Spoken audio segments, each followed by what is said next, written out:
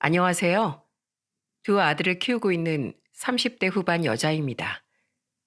아들 둘을 키우고 있다고 하면 다들 힘들겠다는 반응이 먼저 나오더라고요.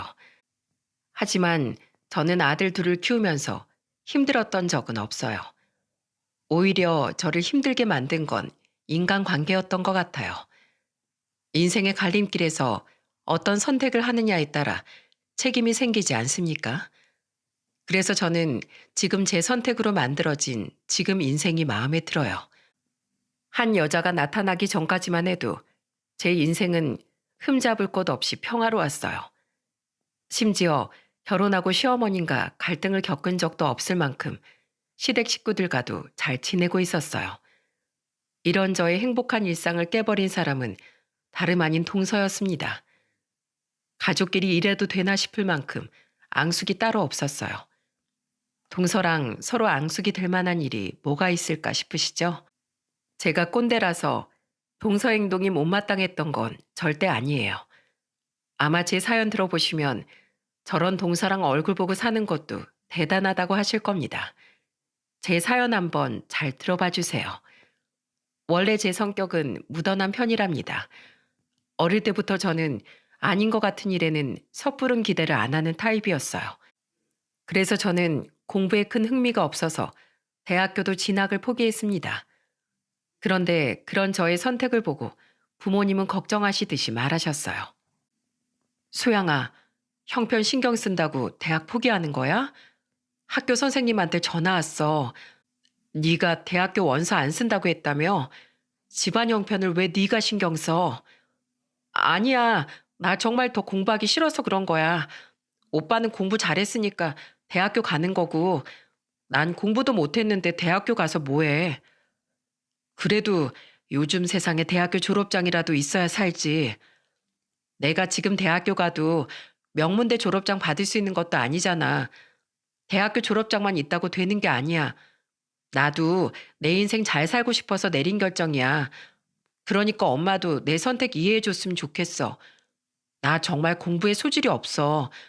고등학교 때도 공부 못한 내가 대학교 간다고 갑자기 공부 잘하겠어? 우리 소양이가 엄마 생각보다 많이 성숙하네. 그래, 네 선택대로 해. 엄마는 우리 소양이 믿어. 고마워, 엄마. 우선 취업하면서 일하다가 배우고 싶은 거 있으면 그때 학원이라도 다녀볼게. 이렇게 똘똘하고 야무지니까 수양이는 회사 다니면서도 다 잘할 수 있을 거야. 저는 고등학교 졸업 후 곧장 취업을 하려고 했어요. 그런데 아무래도 엄마는 요즘 너도 나도 다 가는 대학을 딸이 안 간다고 하니까 걱정하셨던 거예요. 하지만 저는 공부도 못하는데 대학교에서 등록금을 쓰고 싶지 않았어요. 한두 푼도 아닌데 제가 그런 돈을 대학교에 쓰는 건 낭비 같았거든요. 큰오빠, 저 여동생 이렇게 삼남매였지만 큰오빠는 워낙 공부를 잘했던 사람이었어요. 학원이나 과외를 안 해도 혼자서 공부를 찾아서 하는 사람이었죠. 그래서 저는 대학교는 큰오빠 같은 사람이 가는 거라고 생각했어요. 그렇게 저는 고등학교 졸업 후 대기업 생산직으로 일하게 된 겁니다.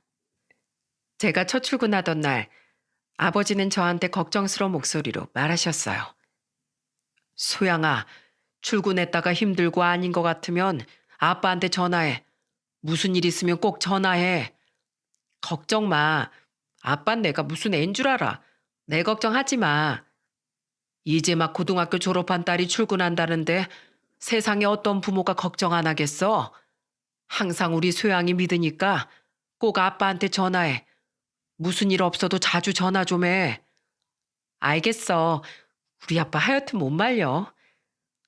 아버지는 제가 첫 출근하던 날 걱정이 많으셨어요. 어려 보이는 딸이 출근하니까 걱정이 많으셨던 거예요. 제가 대기업 생산직으로 입사하면서 기숙사에 들어갔기 때문에 아버지는 제 걱정에 밤잠까지 설칠 정도로 저를 걱정하셨다고 했어요. 그래서 첫 출근을 했던 날 저는 퇴근하자마자 아버지께 전화를 걸었습니다. 아빠, 나 퇴근했어. 처음 해보는 거라 어려워 보이더라. 그래도 여기 선배들이 잘 알려줘서 금방 배울 수 있을 것 같아. 그랬어? 아유, 힘들거나 어려운 일 시키는 건 없고, 누가 괴롭히진 않어. 누가 괴롭혀. 그런 거 하나도 없어. 그리고 회사가 커서 그런지 일도 쉽게 배울 수 있게 잘 알려줘. 걱정하지 마. 아빠 내 걱정하다가 주름살 하나 더 늘어나겠다. 속상해서 그렇지.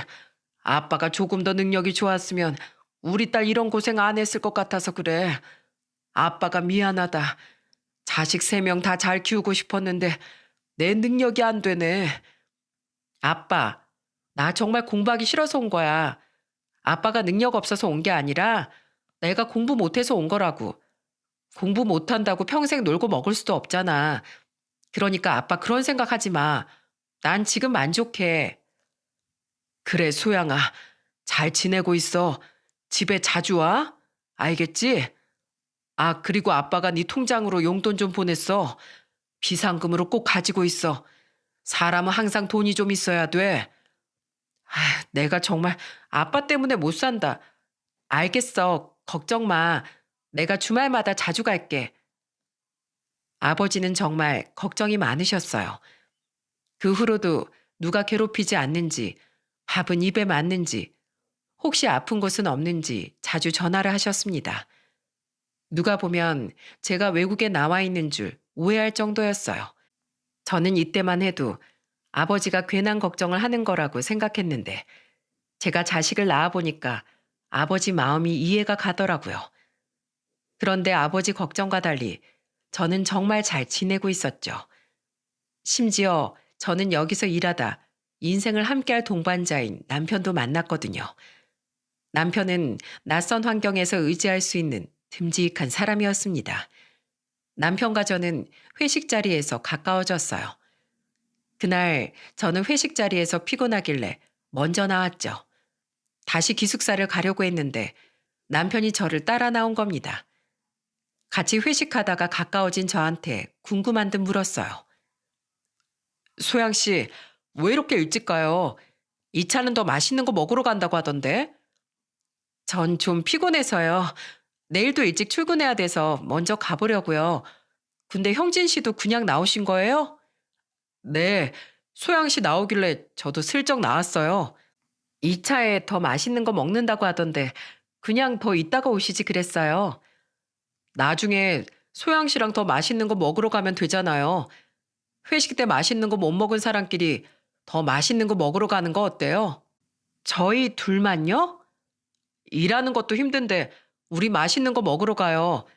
내가 막둥이 여동생이 있어서 그런가 소양 씨가 꼭 여동생 같아서 챙겨주고 싶어서 그래요. 아, 그러셨구나. 저도 큰오빠가 있어요. 잘 됐네요. 그럼 오빠 동생 사이로 편하게 지내요. 기숙사에서 오래 지내다 보면 은근 외롭거든요. 저는 그렇게 남편과 편한 오빠 동생 사이로 가까워지기 시작했습니다. 하지만 이건 다 남편이 저와 가까워지기 위한 전략이었던 거예요. 그때는 일 시작한 지 1년쯤 됐을 때였는데 그쯤 되니까 저도 생각이 많아지더군요. 심적으로 힘든 시기에 나타난 남편은 저한테 힘이 많이 됐어요. 쉬는 날 같이 드라이브 겸 타지로 가서 맛있는 음식을 먹기도 했습니다. 그러다 보니까 남편과 가까워지기 시작했고 저희는 오랜 시간 알고 지내다가 30쯤에 연인으로 발전하게 된 거예요. 연애하던 시절 저는 남편한테 월급 관리에 대해서 물어봤어요. 그러자 남편은 의외의 대답을 내놨습니다. 난 요새 여동생 학비 내주고 있어. 월급도 올랐으니까 그 정도는 해주고 싶어서. 정말? 대단하다. 오빠보다 12살이나 어린 동생이라 그런가? 그렇지. 여동생이 늦둥이라 괜히 좀 챙겨주게 되는 게 있더라. 자식 나오면 이런 기분이려나? 내가 30 초반인데 여동생은 아직 대학생이잖아. 진짜 어리긴 하다. 오빠가 어깨가 무겁겠는데? 그래도 잘 따르고 엄청 착해. 나중에 내가 정식으로 소개해 줄게. 저도 여동생이 있었지만 저는 여동생과 나이 차이가 많이 나진 않았어요. 그래서 남편이 늦둥이 여동생 챙기는 마음도 이해가 가더라고요. 그렇게 저는 결혼 전에 신우를 남편과 같이 만났던 적이 있었어요. 셋이 만난 자리에서 신우는 밝은 목소리로 말했습니다. 전 집에 오빠들만 있어서 언니 있는 친구들이 너무 부러웠거든요. 아, 그랬어요? 그럼 그냥 나한테도 언니라고 불러요. 정말요? 저 너무 좋아요. 나랑은 7살 차이 나잖아요. 편하게 언니라고 불러요. 우와, 나도 언니 생겼네. 언니 말 편하게 해요. 그래야 진짜 언니 동생 같잖아요. 그럴까, 그럼? 그럼 우리도 말 편하게 하자. 밝은 성격이었던 신우는 첫 만남에 금세 가까워졌어요. 그래서 그날 이후 셋이 종종 만나서 밥도 먹고 영화도 보면서 지냈죠. 그러다 제가 남편과 결혼을 약속했을 때 신우는 저한테 작은 선물을 건네면서 말했습니다. 언니, 이거 내 선물이에요. 이게 뭐야? 돈이 어디 있어서 이런 걸 준비했어. 요새 취업 준비도 어렵다는데. 그동안 너무 밥을 많이 얻어먹어서 내가 정말 언니한테 꼭 해주고 싶었어요. 비싼 것도 아니에요. 나중에 취업하면 진짜 좋은 거 해줄게요. 너무 예쁘다. 고마워. 나 정말 잘 쓸게. 난 비싼 거 다 필요 없어. 이렇게 나 생각해주는 것만으로도 좋아. 정말요? 난 언니가 우리 가족 되는 게 너무 좋아요. 그동안 내가 오빠한테 맨날 언니한테 잘하라고 했다니까요. 언니 못 도망가게 꽉 잡으라고 얼마나 신신당부를 했는데. 언니, 정말 결혼 축하해요. 신우는 결혼 전부터 제가 남편과 결혼하기를 늘 바랬어요. 매번 장난처럼 남편한테 저 꽉 잡으라는 말을 했었거든요. 그렇게 저는 양가 축복 속에 행복한 결혼식을 올렸습니다. 남편과 사내 부부로 벌다 보니까 둘 다 벌이는 좋았어요. 그래서 부모님 도움 없이 저와 남편 둘만의 힘으로 시작할 수 있었습니다. 그래서 결혼 후 어머님은 신혼집에 오셨다가 그런 저를 보면서 무척 기특해 하시면서 말씀하셨어요. 내가 이렇게 야무진 며느리를 볼 줄 누가 알았어? 제가 취업을 일찍 해서 그런지 배운 게 많아요. 괜히 허례허식 챙긴다고 이것저것 욕심내면 헛돈만 나가더라고요. 그런 생각하는 사람이 몇이나 있겠어. 남들 아는 거 다 아려다가 가랑이 찢어져. 지금처럼 이렇게 소신껏 잘 살아. 난 이런 며느리 볼 수 있어서 정말 마음이 좋아. 형진 아빠가 이렇게 잘 사는 걸 보고 갔으면 좋았을 텐데. 아버님도 하늘에서 다 지켜보고 계실 거예요. 제가 아버님 보시기 부끄럽지 않게 잘 살게요. 그리고 어머님도 편하게 집에도 자주 오세요. 그래야 저도 시댁에 편히 가죠. 고마워. 우리 큰며느리도 날 그냥 엄마처럼 생각해. 신혼집과 혼수를 저와 남편이 해결하니까 어머님은 엄청 기특해 하셨어요. 아버님이 남편 25살 때 먼저 세상을 떠나면서 남편이 시댁에서 중심 역할을 했습니다. 그래서 어머님도 시동생도 무슨 일이 생기면 남편한테 가장 먼저 상의할 정도였어요. 저는 시댁 식구들의 화목하고 정 많은 분위기가 참 좋았습니다. 그리고 이 행복이 평생 갈 거라고 믿었죠. 그런데 이런 가정의 평화를 무너뜨린 한 사람이 있었어요. 바로 동서였습니다. 제가 첫째를 낳고 육아휴직으로 쉬고 있을 때 시동생이 결혼할 여자가 있다면서 인사를 온 거예요. 그때만 해도 동서가 밝고 당당한 사람인 줄 알았어요. 시동생이 인사 온다길래 저도 아이를 데리고 시댁으로 갔어요. 그때 동서가 어머니께 명함을 건네면서 당당하게 인사했습니다. 어머님, 안녕하세요. 저는 학동시 여자친구 이미경이라고 합니다. 저는 변호사로 일하고 있어요. 변호사? 우리 아들은 방송국에서 일하는데 둘이 어떻게 만났어요? 아, 아는 선배 소개로 만났어요. 학동 씨가 워낙 성실한 사람이라 선배가 꼭 만나보라고 적극 추천했어요. 그래서 제가 먼저 연락해서 약속까지 잡았다니까요. 쇳불도 당김에 빼라고 하잖아요. 그랬어요? 솔직해서 참 보기가 좋네. 워낙 학동 씨가 잘해줘서 저도 자꾸 변하는 것 같아요. 예전엔 일만 하느라 바빠서 주변을 잘 못 챙겼는데 이제는 학동 씨 덕분에 저도 주변을 자꾸 챙기게 되더라고요. 서로 그렇게 좋은 점은 배우면서 살면 다 잘 살게 되어 있어요. 네, 어머님.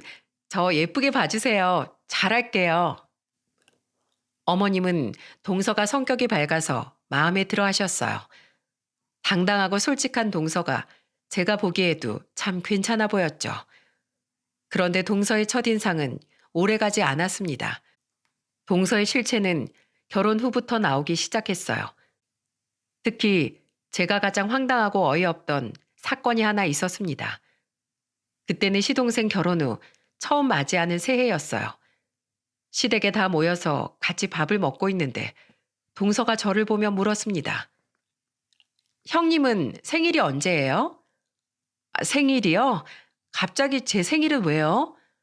"그냥 궁금해서요. 저랑 동갑이시잖아요."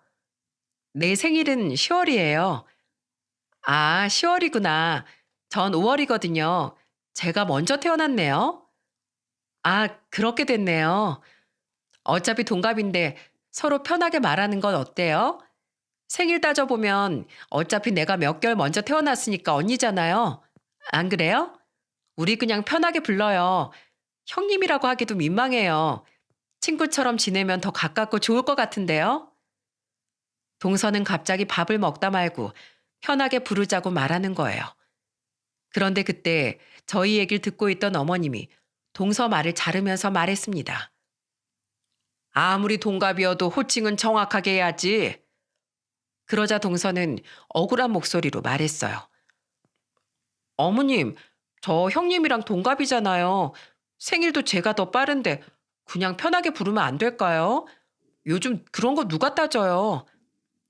호칭을 똑바로 해야지. 근본 없이 야라고 부를 거야? 항상 호칭을 잘 불러야 하는 거야." 동서는 결국 어머님한테 한 소리를 듣고 말았어요.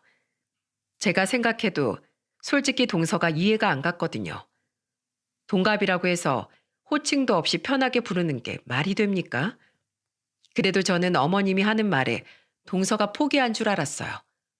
그런데 밥을 먹고 뒷정리를 하는데 동서가 제 옆에 오더니 이렇게 말하는 거예요. "솔직히 내가 형님이라고 부르면 불편하지 않아요? 난 별 생각 없는데요. 호칭이 뭐 그렇게 중요해요? 나보다 동서가 불편한 것 같은데요." "당연히 불편하죠. 뻔히 동갑인 거 아는데 어떻게 매번 형님거리면서 불러요. 난 솔직히 할 수만 있으면 호칭 없이 부르고 싶어요. 어머님이 이미 안 된다고 했잖아요. 왜 별거 아닌 걸로 그래요. 그럼 식구들 없을 때 단 둘이 있을 땐 말 편하게 하면 되겠네. 어때? 너도 괜찮지?" 저는 정리를 하다가 갑자기 저한테 너라고 하는 동서를 보고 깜짝 놀랐어요. 주방에 둘만 있으니까 동서가 저한테 말을 놓은 거예요. 그래서 저는 황당한 목소리로 동서를 보면서 말했습니다. "지금 그게 말이 된다고 생각해요? 어른들 없을 때만 말 놓는 게 어딨어요. 본인도 그 행동이 정당하지 않으니까 뒤에서 몰래 말 놓겠다는 거잖아요. 그렇게 열받으면 너도 말 놔. 그리고 내가 직업도 너보다 좋은데 널 꼭 형님이라고 왜 불러야 되니? 나 변호사야." 와, 진짜 어이없네. 말가라면 난 뭐 못 갈 줄 알아? 그놈의 호칭이 뭐라고 별것도 아닌 거에 이런 식으로 나오는 게 말이 되냐? 그리고 변호사가 뭐? 호칭도 제대로 못 부르는 게 변호사라고 잘난 척하면 내가 기죽을 줄 알았어? 가서 공부나 더 해. 네 알량한 자존심 때문에 괜히 집안 분란 만들지 말고 가서 호칭 공부나 더 하고 와. 너 지금 나 무시하는 거야? 감히 공순이가 날 무시해? 공순이가 뭐 어때서? 네가 아직 공순이 매운맛을 모르나 본데 네가 책상 앞에서 공부하고 있을 때 난 사회에 나와서 일한 사람이야. 내가 너랑 나이만 같을 뿐이지 사회 짬밥이 얼만데. 아주 한 번만 더 까불어봐. 나야말로 가만 안 있을 거야. 와, 어머님 앞에선 그렇게 착한 척 조신한 척 하더니 이게 진짜였네. 너 진짜 무섭다. 무서운 거 알았으면 개념 나간 짓 하지 말고 똑바로 행동해. 알겠어? 멀뚱히 서 있지 말고 가서 분리수거를 하든 어머님 과일이라도 깎아다 드려. 얼른! 저는 동서한테 화를 내며 말했어요. 결혼하고 시댁에서 그 정도로 화가 났던 건 정말 처음이었습니다. 그만큼 동서 행동이 이해도 안 가고 황당했어요. 그때 저는 동서한테 경고하듯 말했고 동서는 분리수거를 하겠다면서 나갔습니다. 여러분들은 동서 말이 이해가 가십니까? 솔직히 호칭이 그냥 부르면 되는 걸 왜 저렇게 예민하게 구는지 이해가 안 갔습니다. 그런데 동서는 그날 이후 정말로 시댁 식구들이 없으면 말을 놓기 시작하는 거예요. 한 번은 시동생이 동서랑 같이 저희 집에 놀러 왔던 적이 있어요. 시동생이 워낙 남편과 돈독하게 지내다 보니까 결혼 전에도 시동생은 자주 놀러 왔었죠. 그날 시동생과 동서, 남편, 그리고 저까지 간단하게 맥주를 마시고 있었어요. 그런데 동서가 술이 좀 들어갔는지 이런 말을 하는 거예요. 소양아, 우리 친구 먹자. 여기 어른들이 있는 것도 아닌데 우리끼리 있을 땐 편하게 좀 해. 동서, 왜 그래? 많이 마신 것 같은데 가서 좀 쉬어. 얼씨구, 저번에 말도 잘하더니 또 이렇게 착한 척 하는 거 봐. 와, 나도 진짜 한성격 하는데 너도 참 대단하다. 취해서 함부로 말하는 동서를 보면서 남편은 경악했어요. 시동생은 그런 동서를 말리면서 말했습니다. 당신 왜 그래? 미쳤어? 형수한테 도대체 왜 그래? 솔직히 짜증나잖아. 내가 왜 당신 때문에 동갑이네한테 형님이라고 해야 되는데? 내 입장이면 화나지 않겠어? 나랑 동갑인데 못 배운 애한테 형님이라고 어떻게 부르고 살아? 그때 동서의 말에 저는 깜짝 놀랐어요. 사람이 사람한테 못 배웠다고 저렇게 무시하는 게 말이 됩니까? 그러면서 동서는 술이 취한 목소리로 제 남편을 보고 이렇게 말했어요. 솔직히 아주버님이랑 우리 남편도 2살 차이밖에 안 나잖아요. 근데 왜 내가 둘째랑 결혼했다고 호칭 챙겨가면서 고조령님 비위를 맞춰야 하는 건데요? 재수 씨, 지금 말 다 했어요? 고졸 형님이라뇨? 그럼 재수 씨는 잘 배워서 지금 이런 행동 하는 겁니까? 전 잘 배워서 변호사로 해먹고 살잖아요. 왜요? 그거면 됐지. 뭘 더 바라는데요. 나 전문직이라고요. 동서는 끝까지 동문서답을 하면서 형님이라고 하기 싫다고 별소리를 다 했어요. 결국 시동생이 화를 내면서 동서한테 소리쳤죠. 당신 그만 못해? 내가 그만하라고 몇 번이나 말했잖아. 나 정말 형님이라고 부르기 싫어. 싫다고. 그럼 뭐 어떡하자고? 이혼이라도 해? 이대로 갈라서? 그놈의 호칭이 뭐라고 이렇게 하는 거야? 뭐? 어떻게 그런 말을 해? 내가 당신 얼마나 좋아하는지 알면서 그런 소리를 하냐고. 동서는 시동생의 말에 충격을 받았는지 갑자기 울기 시작했어요. 그러자 시동생은 저와 남편을 보면서 미안한 목소리로 말했습니다. 형수님, 저 먼저 가볼게요. 죄송해요. 다음에 제가 다시 올게요. 그러자 남편은 시동생을 보면서 단호한 목소리로 말했습니다. 재수씨, 앞으로도 호칭 가지고 저러면 그냥 오지 마. 난 가족끼리 그런 문제로 얼굴 붉히고 싶지 않아. 사람이 아무리 잘 배웠다고 해도 기본적인 게 안 되면 그게 어디 잘 배운 사람이야? 지금 취해서 하는 말만 들어봐도 얼마나 사람 무시할지 다 보이는데 딱 보여. 형, 미안해. 내가 잘 말할게. 네가 중간에서 잘 좀 해. 남편은 동서 말에 화가 났는지 애꿎은 시동생한테 화를 냈어요. 그때 시동생 부부가 떠나자 남편은 저한테 걱정하는 목소리로 말했습니다. 당신 괜찮아? 놀란 거 아니지? 괜찮아. 그리고 동서 말은 저렇게 해도 나한테 찍소리도 못해.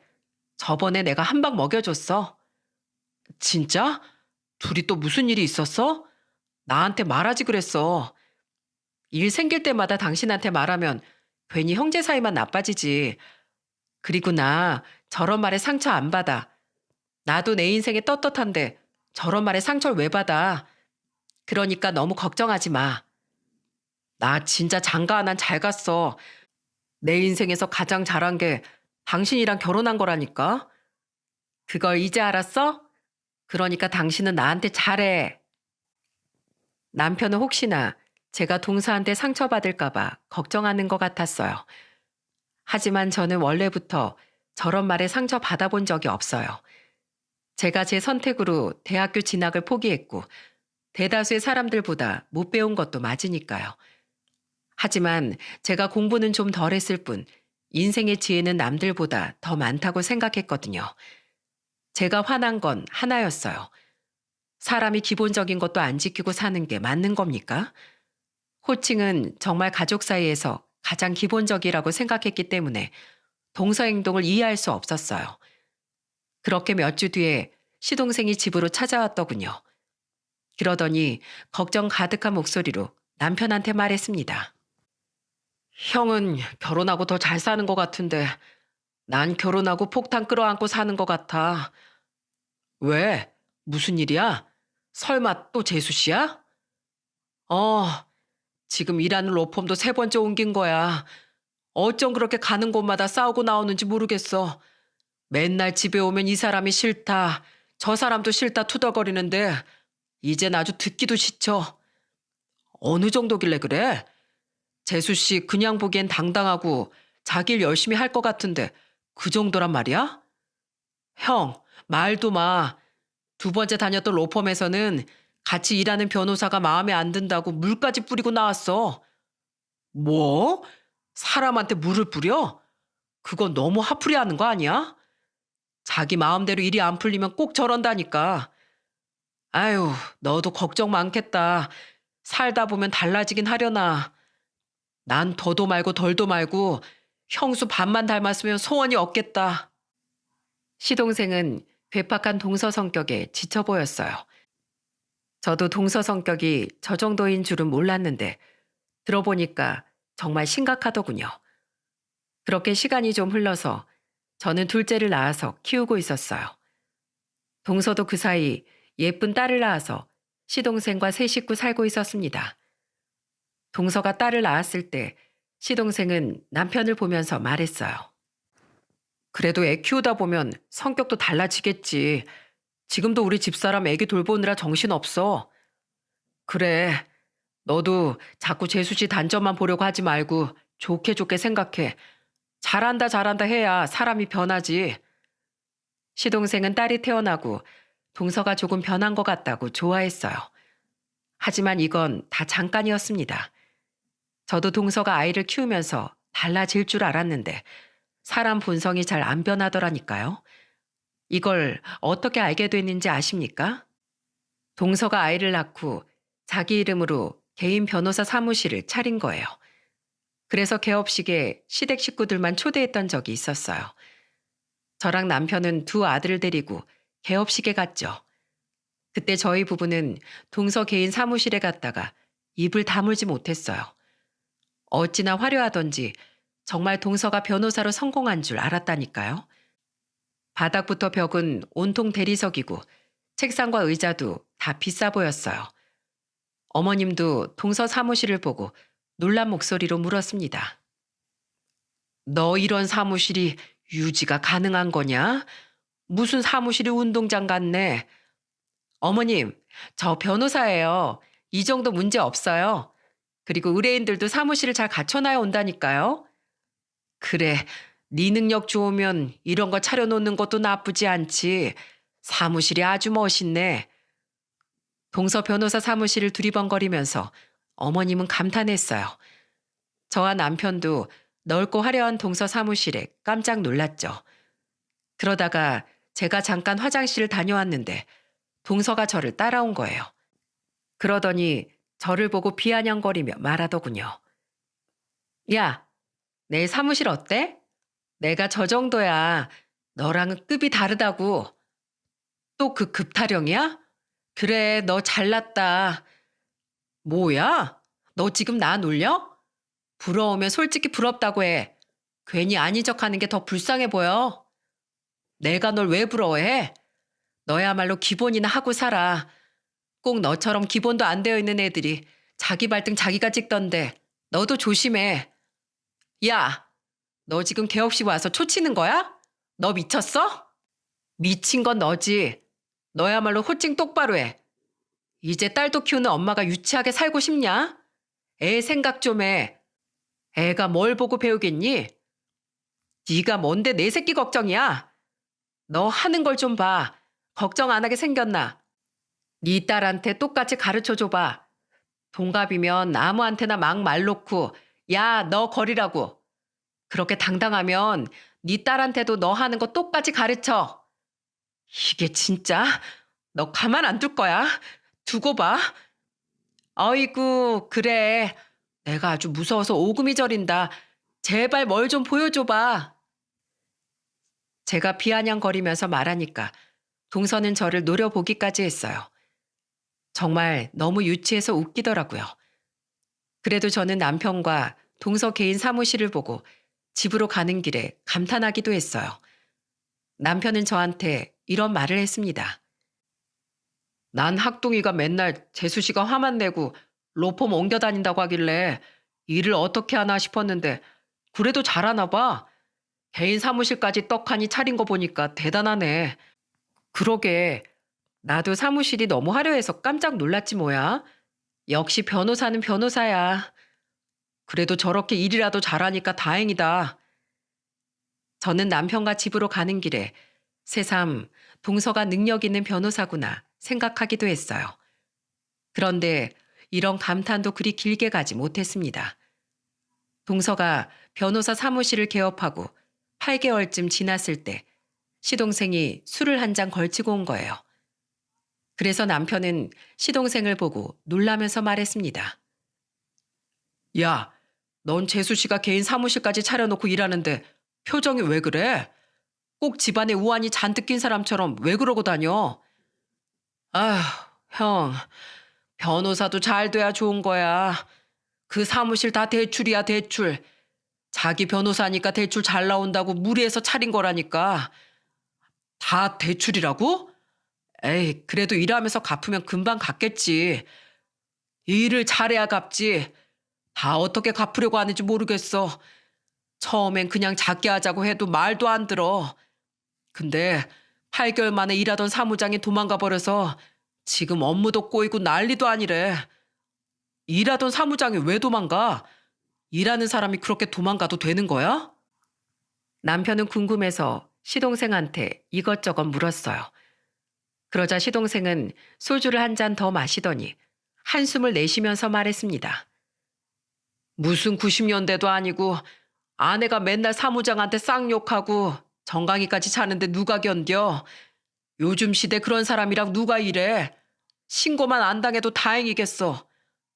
같이 일하는 사람한테 왜 그래? 소송에서 지면 화풀이 하는 거야. 자기가 변호 제대로 못한 거면서 사무장을 쥐잡듯이 잡았나 봐. 근데 엊그제 소송 또 졌으니까 그 사무장이 또 난리치게 뻔해서 도망친 거야. 아주 야반도주 하듯이 도망쳤더라. 저는 같이 일하던 사람이 야반도주했다는 말에 경악했어요. 아무리 성질이 더러워도 공과 사는 구분해야 하는 거 아닙니까? 그때만 해도 우리 부부는 역시 변호사는 다르다고 감탄했는데 동서 실체에 정말 놀라울 뿐이었어요. 그래서 저는 시동생을 보면서 걱정스럽게 물었습니다. 그래도 소송은 많이 들어오는 거 아니에요? 그렇게만 들어와도 금방 대출 다 갚을 수 있을 거예요. 형수님, 개업하고 처음엔 많았는데 지금은 승소율이 20%도 안 되니까 그마저도 별로 없어요. 승소율이 20%요? 뭘 어떻게 하길래 그래요?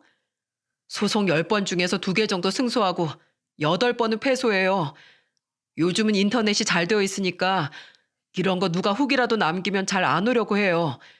점점 고객들도 떨어지고 이젠 한 달 임대료도 못 낼까 봐 전전긍긍하니까 저까지 걱정이에요. 아휴, 어떡하면 좋아요.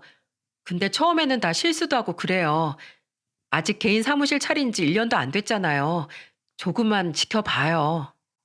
아, 1년도 안 됐는데 벌써 사무장이 도망간 거 보니까 앞으로가 더 걱정이에요. 정말 걱정을 안 할래 안 할 수가 없어요. 지금 그냥 빚 좋은 개살구라고요. 시동생은 근심 가득한 얼굴로 술을 마셨어요. 그걸 보니까 저도 마음이 안 좋았습니다. 그래도 저는 곧 괜찮아질 거라고 생각했어요. 개인 사무실은 처음이니까 동서가 방황하는 걸 수도 있다고 생각했죠. 하지만 동서는 결국 어떻게 됐는 줄 아십니까? 몇 년 버티더니 결국 임대료를 못 견디고 폐업을 하고 만 거예요. 대충 어떤 상황인지 알고 있으니까 시동생이 걱정되긴 했어요. 그러다가 어머님 생신이라서 시댁에 모두 모였던 날 어머님이 동서를 보면서 걱정하는 목소리로 말했습니다. 너 사무실 폐업했다면서? 그렇게 잘 차려놓고 왜 더 안 하고 접는 거야? 저 아는 지인 변호사 사무실에서 같이 일하기로 했어요. 어머님 걱정 마세요. 저 변호사예요. 어머님 가게에 진상 오면 저한테 말하세요. 제가 법으로 매운맛 좀 보여줄게요. 어머님은 동서의 실체를 전혀 모르고 계셨어요. 그래서 동서의 말에 그저 웃으면서 든든하다고 말하셨어요. 어머님이 꼬리곰탕 식당을 운영하셨기에 동서 말이 든든하셨을 것 같았어요. 그래서 저도 동서를 보면서 웃으며 말했습니다. 어머님, 든든하시겠어요. 동서 무서워서 어디 진상 손님은 근처도 못 오겠는데요? 저는 어머님과 같이 웃었어요. 그런데 잠시 뒤 동서가 주방에 있는 저한테 오더니 신경질적으로 말하는 겁니다. 너, 나 동정하는 거야? 변호사 전문직이라 개인 사무실 없어도 잘 나가. 너 같은 공순이랑은 급이 다르거든? 야, 요즘 변호사가 다 똑같은 줄 알아? 변호사가 변호사 다와야 돈을 벌지. 생각을 좀 넓게 가져. 그런 편협한 생각으로 사니까 소송에서 지기만 하지. 저는 그렇게 말하고 거실로 얼른 도망쳤어요. 솔직히 요즘 변호사들 다 잘 버는 것도 아니에요.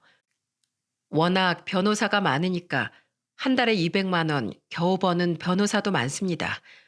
그런데 계속 저렇게 도발하니까 저도 참을 수 없어서 했던 말이었어요. 그렇게 어머님 생신날이라 며느리들과 신우가 어머님께 저녁상을 차려드리기로 했어요.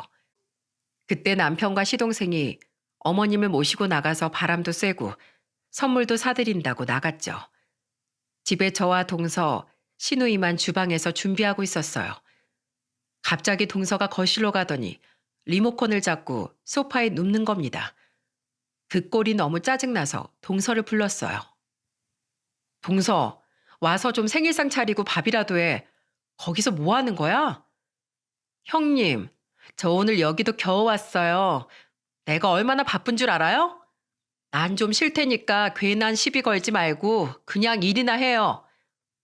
아무리 피곤해도 너무한 거 아니야? 여기 다 일하다 온 사람이야. 그 순간 제 말에 동서는 자리에서 벌떡 일어나더니 제 앞으로 와서 화를 내며 말했습니다. 이게 진짜? 형님 해주니까 주제를 모르고 명령질이네. 공순이 주제. 야, 너 나랑 동갑이잖아. 우리 거지 같은 우리나라 족보 때문에 내가 형님이라고 불러주면 감사한 줄 알아. 사회 나오면 넌 내 발톱 떼만도 못해. 직업도 천한데 내가 공경하겠냐? 형님이라고 좀 불러주니까 네가 나보다 위인 것 같아? 뭐? 야, 너 말 다 했어? 저는 너무 화가 나서 들고 있던 행주를 식탁에 던지면서 소리쳤습니다.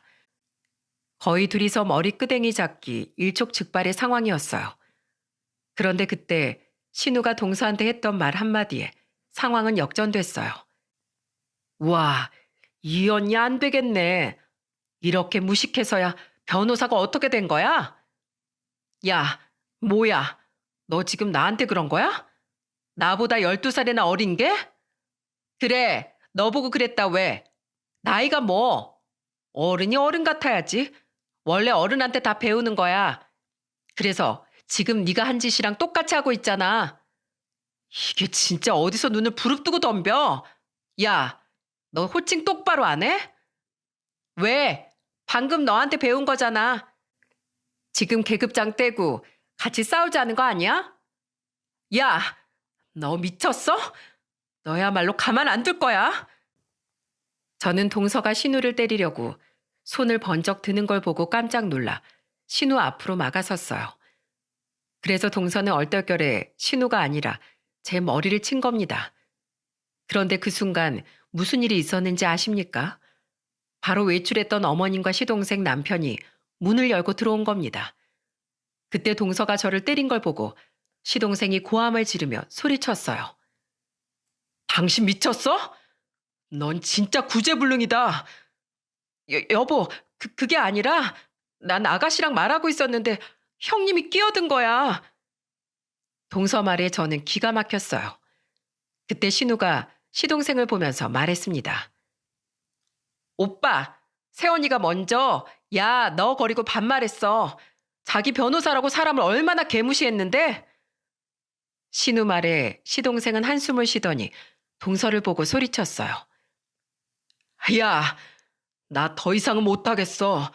맨날 가는 곳마다 싸움 만들고 시비 붙고 오는 너랑 도저히 못 살겠다고. 내 딸이 너 보고 배울까봐 겁나. 이혼하자. 여보, 그게 무슨 말이야. 여보. 동서는 울면서 매달렸어요. 그러자 어머님이 동서를 보고 고함을 치며 말씀하셨죠. 내가 너 손윗 사람한테 그러지 말라고 했지? 집에서 새는 바가지 밖에서도 샌다고 했어, 안 했어? 집에서부터 행동을 조심해야 밖에서도 잘하지. 네 딸이 뭘 보고 배우겠어? 동서는 그저 주저앉아서 울기만 했어요. 시동생은 그런 동서를 보면서 화난 목소리로 소리쳤습니다. 당신 일어나. 지금 가서 나랑 이혼 도장 찍어. 난 우리 딸, 너 같은 엄마 밑에서 절대 못 키워. 엄마 없는 딸로 어떻게 키워? 여보, 제발 기회를 줘. 나 잘할게. 시동생은 애원하는 동서를 질질 끌고 데리고 집으로 갔어요. 어머님은 저를 다독이면서 말씀하셨습니다. 네가 마음고생이 많지? 미안하다. 난 앞뒤가 저렇게 다른 애인 줄 몰랐어. 아니에요. 그나저나 어머님 생신인데 어떡해요? 식사가 아직이에요. 이 나이에 생일이 뭔 대수야? 저녁은 그냥 나가서 먹자. 그렇게 그날 저녁은 시동생과 동서 없이 어머님과 저희 부부 시누이와 같이 외식했어요. 그렇게 겨우 어머님 생신을 축하해 드릴 수 있었어요. 그런데 그날 밤에 시동생이 동서랑 같이 시댁으로 온 거예요. 시동생은 동서를 보며 소리쳤습니다. 당신이 직접 말해. 동서는 시동생의 말에 하염없이 울더니 저한테 무릎을 꿇고 사과했어요. 형님, 죄송해요. 제가 공부만 해서 잘 몰랐어요. 이것도 핑계처럼 들리겠지만 제가 살림을 잘하는 것도 아니고 할 줄 아는 건 공부뿐이라 그렇게라도 형님한테 이기고 싶었어요. 정말 죄송해요. 잘못된 거 알면서도 그렇게 했던 거 정말 죄송해요. 저는 동서의 사과에 당황스러웠습니다. 그리고 동서한테 남모를 고충이 있었다는 게 의아했어요. 그래서 저는 동서한테 말했습니다. 도와달라고 했으면 난 동서 도와줬을 거야. 사람한테 그런 식으로 무시하고 얕잡아 보는데 누가 도와주겠어? 정말 죄송해요. 저 정말 마음 고쳐먹고 살게요. 어머님만 허락하시면 어머님 가게에서 일하고 싶어요. 사실 가족들한테 처음 밝히는 건데 제 개인 사무실 다 대출이에요. 지금 저 빚더미예요. 돈 귀한 줄 모르고 바보처럼 살았어요. 어머님이 기회만 주신다면 잘 살고 싶어요. 남편도 그걸 원하고 있고요. 동서의 말에 어머님은 고민하는 눈치셨어요. 그때 시동생이 어머님을 보며 말했습니다. 이 사람 돈 10,000원 버는 게 얼마나 힘든지 제가 직접 겪어보라고 했어요. 지금 당장 이혼하고 싶지만 딸 수빈이 생각해서 기회라도 한번 주려고요. 시동생의 말을 듣고 어머님은 단호한 목소리로 동서를 보면서 말씀하셨어요. 너 그럼 내일부터 나와. 운동화 차림에 편한 옷 입고 나와. 알겠어? 네, 어머니, 감사합니다. 저 정말 대출 갚으면서 잘 살아볼게요. 이게 가족들이 너한테 주는 마지막 기회야. 알겠어? 한 번만 더 집안에 소란 일으키면 내가 너희 이혼시킬 거야. 결국 동서는 이혼의 문턱에서 다시 잘 살 기회를 얻었습니다. 그리고 동서는 어떻게 됐는지 아시나요? 저는 몇 달 뒤 신우랑 둘이 어머님 식당으로 가봤어요. 그런데 맨날 정장 차림에 고급 구두만 신던 동서꼴이 말도 아니었습니다. 헐렁한 바지에 앞치마까지 두르고 식은땀을 흘리면서 일하는데 엄청 웃겼어요. 그때 저는 동서를 보며 말했어요. 여기 손님 안 받아요? 형님 오셨어요? 뭐 드릴까요? 꼬리곰탕 2개요. 그리고 맥주도 한 병 줘. 근데 동서, 이거 테이블에 이게 뭐야? 이렇게 더러우면 손님들이 밥을 어떻게 먹어? 금방 닦을게요. 그러자 동서는 허둥지둥 식탁을 닦았어요. 그리고 주문을 받은 동서는 저희가 주문한 꼬리곰탕을 접수했습니다. 그런데 한참이 지나도 맥주가 안 나오길래 동서한테 신우가 소리쳤어요. 여기 맥주는 왜 안 나와요? 맥주 사러 가신 거예요? 아가씨, 잠깐만요. 동서는 허둥지둥하면서 맥주를 가져왔어요. 어리둥절한 표정으로 일하는 동서를 보면서 어머님과 신우랑 얼마나 웃었는지 모릅니다. 저는 동서를 보기 전까지 사람은 절대 안 변한다고 생각했어요. 하지만 동서가 달라진 모습을 보여주니까 사람도 달라질 수 있구나 믿음이 가네요.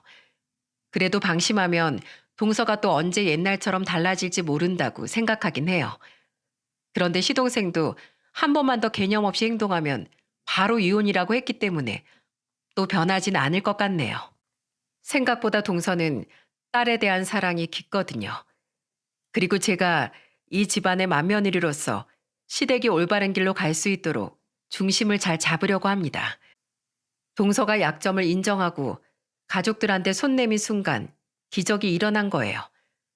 미운 오리새끼 같았던 동서가 이렇게 달라질 줄 누가 알았겠습니까? 그래서 이런 사연을 보내게 된 이유도 가족 간의 믿음이 얼마나 중요한지 꼭 알려드리고 싶어서예요.